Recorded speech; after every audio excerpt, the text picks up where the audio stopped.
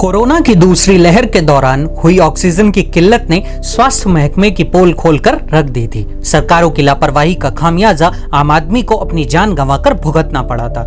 इसी सिलसिले में केंद्र सरकार ने राज्यसभा में बयान दिया था कि राज्य सरकारों द्वारा जो आंकड़े दिए गए हैं उनमें किसी में भी ये नहीं कहा गया है कि किसी मरीज की मौत ऑक्सीजन की कमी से हुई है।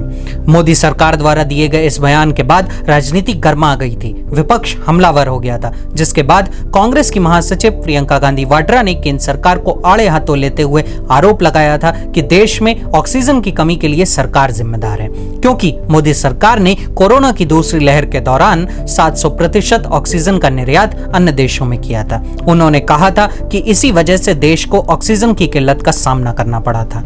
खैर, इस वाद विवाद के बाद यह मुद्दा अन्य मुद्दों के नीचे दबता गया और राजनीति में फिर एक नए मसले ने आग पकड़ ली। लेकिन आज केंद्र सरकार ने संसद में एक आंकड़ा पेश करते हुए माना है कि आंध्र प्रदेश में कोरोना की दूसरी लहर के दौरान ऑक्सीजन की किल्लत से कुछ मरीजों की जान गई थी। बता दें, केंद्रीय स्वास्थ्य मंत्रालय द्वारा दी गई जानकारी के मुताबिक आंध्र प्रदेश में 10 मई 2021 को SVRR अस्पताल में कुछ मरीज जो कि वेंटिलेटर सपोर्ट पर थे, उनकी मौत हुई थी। शुरुआती जांच में ये बात सामने आई है कि ऑक्सीजन टैंक और बैकअप सिस्टम में बदलाव के बीच ऑक्सीजन लाइन में प्रेशर कमजोर हुआ था, जिसकी वजह से मरीजों को तकलीफ हुई और उनकी मौत हो गई थी। गौरतलब है, एक तरफ भाजपा सरकार ने संसद में दावा किया था कि ऑक्सीजन की किल्लत से भारत में किसी भी मरीज की कोई जान नहीं गई है, लेकिन कुछ दिनों बाद आंध्र प्रदेश से आई इस रिपोर्ट के अनुसार कई कोरोना पीड़ितों ने ऑक्सीजन की कमी से दम तोड़ा है।